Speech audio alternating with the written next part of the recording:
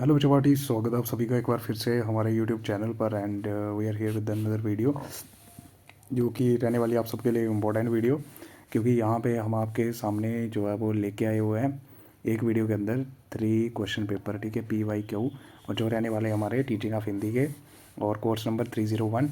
और ये रहेगा हमारा स्पेशली फॉर दो स्टूडेंट्स जो कि बीएड कर रहे हैं फ्रॉम प्राइवेट कॉलेजेस, ठीक है, या फिर जो भी एफिलेटेड कॉलेजेस हैं हमारे जम्मू यूनिवर्सिटी से, ठीक है। तो उन सभी बच्चों के लिए ये वीडियो रहने वाली इंपॉर्टेंट, ठीक है, एंड तक ज़रूर देखिएगा। और इस आशा करता हूँ कि बहुत हेल्प मिलने वाली है आपको इस वीडियो को देखने के बाद, ठीक है। तो यहाँ पे देखो 60 मार्क्स का हमारा टोटल क्वेश्चन पेपर होता है। टाइम आपके पास 3 घंटे होते हैं, ठीक है। और यहाँ पे 3 ईयर्स के PYQ के साथ साथ आपको सिलेबस भी जो है वो मिल जाएगा। आप स्क्रीनशॉट ले सकते हो, क्योंकि जो सिलेबस है वो दिक्कत होती है ढूंढने में, ठीक है। तो वो भी आपको यहाँ पे देखने को मिल जाएगा। तो ये देखो सभी प्रश्न निर्देश अनुसार आपको उत्तर देने।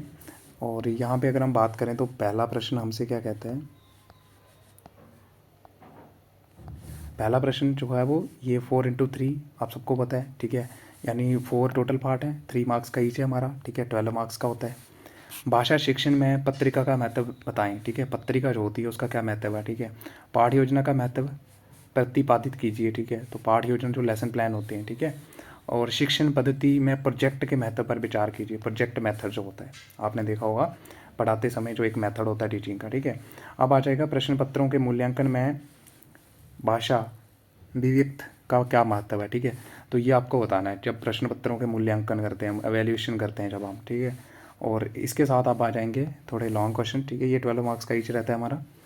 और यहाँ पे देखें अगर हम हिंदी शिक्षण में नाटक एवं साहित्यिक क्लब के महत्व पर विचार करना है आपको, ठीक है, कि जो नाटक होता है, ठीक है, और साहित्यिक क्लब जो होते हैं, ठीक है, हिंदी का जब शिक्षण करते हैं तो उनका क्या महत्व है, इस पर आपको विचार करना है। तो जो जो क्वेश्चन यहाँ पे देखने को मिल रहे हैं आपको, और आपका सिलेबस भी जो है वो एकदम छोटा है, उतना बड़ा सिलेबस नहीं है, ठीक है। और चांसेस ये होते हैं कि जब आप ये 3 PYQ देख लोगे तो आपको ना देखने को मिलेगा कि बहुत सारे क्वेश्चन ऐसे होते हैं जो कि रिपीट होते रहते हैं, ठीक है। आप देखेंगे, आप जैसे नीचे देखेंगे तो आपको पता चल जाएगा। फिर हिंदी भाषा पाठ्य पुस्तकों की कौन कौन सी विशेषताएं अपेक्षित हैं, यानी कौन कौन सी यानी गुड जो बुक होती है किसकी, हिंदी की, तो उसकी क्या क्या क्वालिटीज़ होती हैं, करेक्टरिस्टिक्स क्या होते हैं उसके, तो ये आपको बताना है, ठीक है। देन आ जाएगा हमारा शिक्षण पद्धति के वेदों का नामोल्लेख करते हुए आगमन और निगमन विधि पर विस्तार से विचार करना है आपको, ठीक है। और अथवा इसके साथ चॉइस आ जाएगी हिंदी शिक्षण में टेलीविज़न हो गया, चार्ट हो गया ये, ठीक है, और ऑडियो टेप हो गया, कंप्यूटर के महत्व पर प्रकाश डालना है आपको, ठीक है। तो इनका क्या क्या, जब हम हिंदी का शिक्षण करते हैं, जब हिंदी पढ़ाते हैं हम, तो वहाँ पे टेलीविज़न क्या है, इसका क्या मतलब महत्व है, ठीक है। तो टेलीविज़न का क्या होगा कि आप इससे जब पढ़ाओगे तो अभी होता नहीं है, लेकिन टेलीविज़न आप यहाँ पे कंप्यूटर को मान लो, ठीक है, एक टाइप का, ठीक है।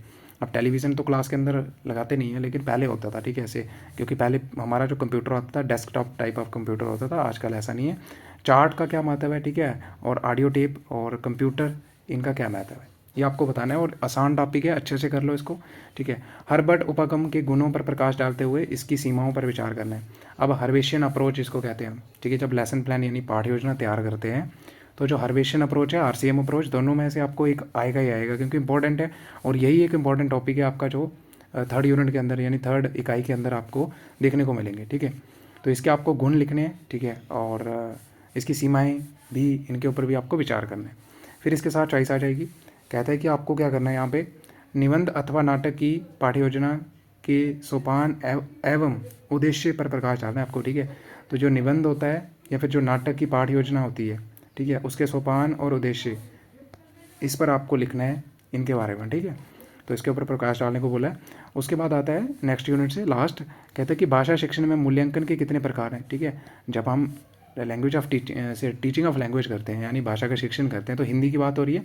और देखो कन्फ्यूज़ मत होना, मूल्यांकन जो होता है ना, अगर आप लोगों ने इंग्लिश में पढ़ा होगा या कहीं और सब्जेक्ट के अंदर इवैल्यूएशन का नाम सुना होगा, तो वही इवैल्यूएशन ये है, ठीक है, और उस पर विवेचना करनी है आपको। फिर अथवा आ जाएगा कि भाषिक कौशलों को जांचने के मौखिक तथा लिखित प्रश्नों के स्वरूप पर विस्तार करना है आपको, ठीक है। तो भाषा कौशल जो होती है हमारे, उसको जांचने के लिए, ठीक है, जो मौखिक तथा लिखित प्रश्न पूछे जाते हैं, ठीक है, ओरल टेस्ट होते हैं, रिटन टेस्ट वगैरह, जो क्वेश्चंस आपको पूछे जाते हैं प्रश्न, उनके स्वरूप पर विचार करना है आपको, ठीक है। तो ये हो जाएगा एक क्वेश्चन पेपर हमारा, ठीक है। और उसके बाद एक और आ जाएगा हमारा, ठीक है। तो यहाँ पे देखो टाइम 3 घंटे, मैक्सिमम मार्क्स 60 और सभी प्रश्नों के निर्देश अनुसार उत्तर देने आपको। निम्नलिखित प्रश्नों के उत्तर दीजिए। आदर्श पाठ्यक्रम से क्या अभिप्राय है, यानी आदर्श पाठ्यक्रम क्या होता है, जो करिकुलम होता है, ठीक है, उसी को बोलते हैं ना पाठ्यक्रम। आदर्श मीन्स एक गुड करिकुलम जो होता है, उससे आप क्या समझते हो, ठीक है। और ख आ जाएगा इसका, हिंदी शिक्षण में ईमेल का महत्व अद्वितीय कीजिए। ये क्या हो गया, ये गलत होगा, प्रतिपादित कीजिए, ठीक है। आपको बताना है कि हिंदी का शिक्षण करते समय ईमेल का क्या महत्व है, ठीक है। तो ये ईमेल हो गया, टेलीविज़न हो गया, ठीक है, पीपीटी हो गया, तो ये आपके सिलेबस में है और ये पूछे जा सकते हैं आपको, ठीक है, 3 मार्क्स के अंदर। तो इनको अच्छे से करना है आपको। उसके बाद हर्बट उपगम के पदों का हिंदी शिक्षण में महत्व निर्धारित करना है आपको, ठीक है। तो हर्बेशियन अप्रोच हो गया, आरसीएम अप्रोच मैंने आपको बताया, देखो यहाँ पे 3 मार्क्स का फिर से आ गया। भाषिक कौशल को जानने के लिए मौखिक अभ्यास का महत्व बताएं। तो ये वार्षिक नहीं होगा, यहाँ पे होगा भाषिक कौशल को जानने के लिए मौखिक अभ्यास का महत्व बताएं, ठीक है।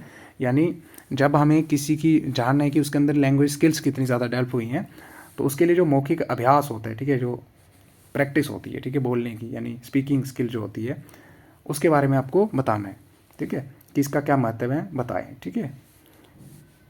उसके बाद आ जाएगा पाठ्य सहगामी क्रियाओं का विश्लेषण कीजिए, ठीक है। और इसके साथ चॉइस आ जाएगी हिंदी पाठ्यक्रम निर्माण के सिद्धांतों पर प्रकाश डालना है आपको। जब हिंदी का पाठ्यक्रम हम तैयार करते हैं, ठीक है, यानी करिकुलम डेवलप करते हैं हिंदी का, तो उसके क्या क्या प्रिंसिपल्स हमें फॉलो करने हैं, ठीक है, यानी किन किन सिद्धांतों पे होना चाहिए वो, ठीक है। और इसके साथ नेक्स्ट यूनिट से शिक्षण पद्धति में उपगम, और ये फिर से रिपीट हो गया। और हिंदी शिक्षण में भाषा प्रयोगशाला का महत्व प्रतिपादित कीजिए, ठीक है। भाषा प्रयोगशाला जो होती है, यानी जो लैंग्वेज लैब होती है, ठीक है, तो हिंदी का शिक्षण करते समय उसका क्या इंपॉर्टेंस है, ठीक है, ये आपको बताना है, सिग्निफिकेंस है।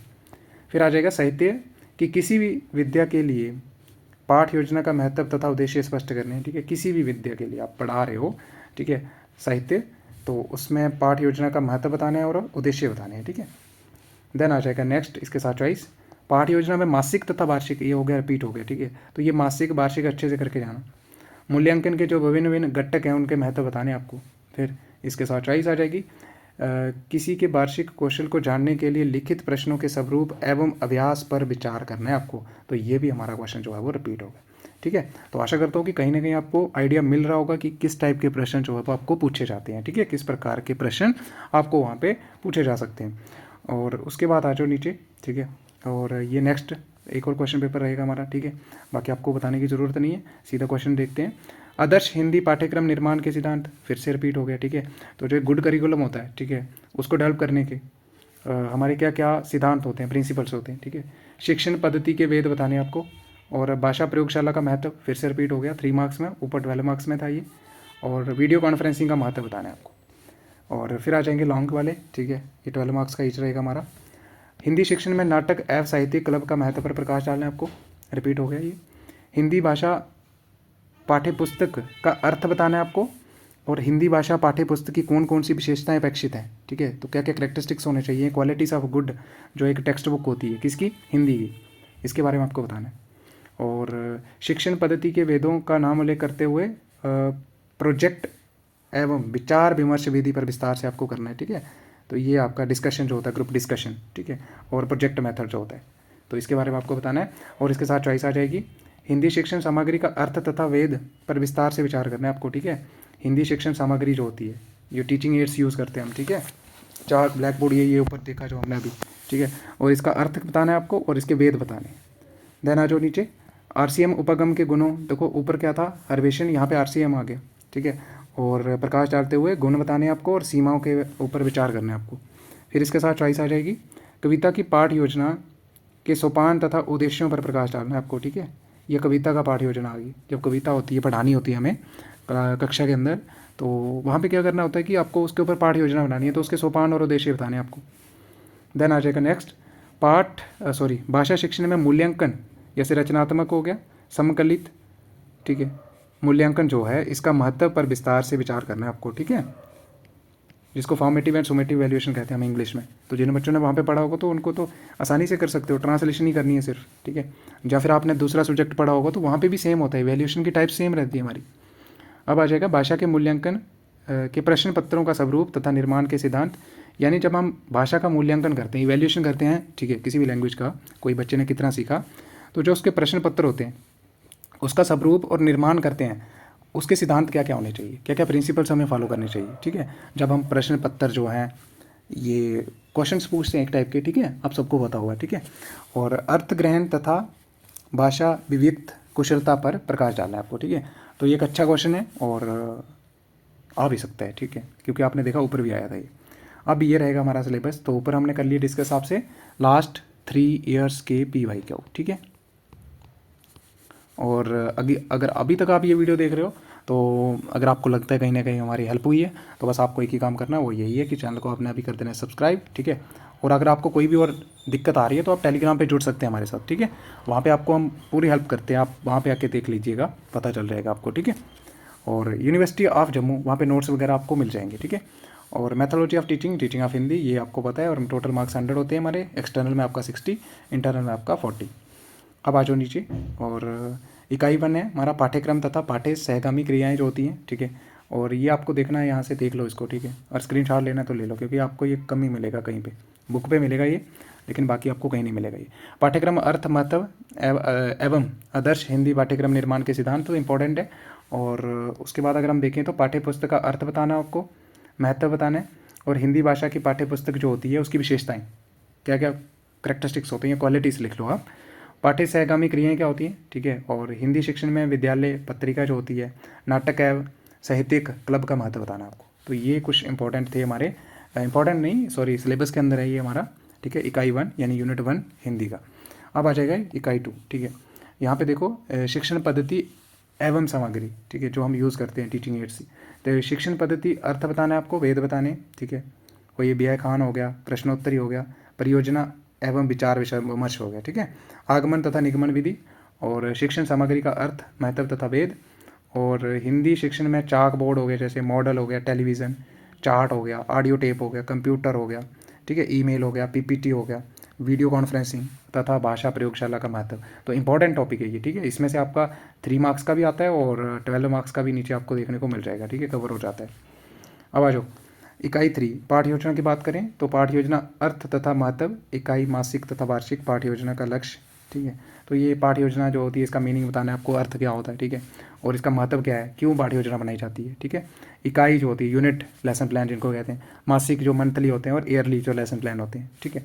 कविता, कहानी, निबंध एवं नाटक की पाठ्य योजनाओं को सोपान तथा उद्देश्य, ठीक है। तो ये आ सकता है आपको कि कविता का जब लेसन प्लान बनाते हैं हम, ठीक है, कहानी का लेसन प्लान बनाते हैं, ठीक है, उसके क्या क्या सोपान और उद्देश्य हैं, तो ये आपको आ सकता है, ठीक है। और इनमें कोई भी एक आपको टॉपिक भी आ सकता है कि एक अपने इच्छा के अनुसार आप एक टॉपिक पे यानी किसी एक विषय पे आप जो है वो एक पाठ्य योजना तैयार करो, ठीक है। और वो सॉरी आपसे वो दृष्टिकोण कोई भी पूछ सकते हैं, जैसे कि आपको बोल सकते हैं कि RCM दृष्टिकोण के आधार पर बनाओ, या हर्बर्ट उपगम जिसको हम अप्रोच यानी बोलते हैं, तो उसके आधार पर बनाओ, ऐसे आपसे पूछा जा सकता है, ठीक है।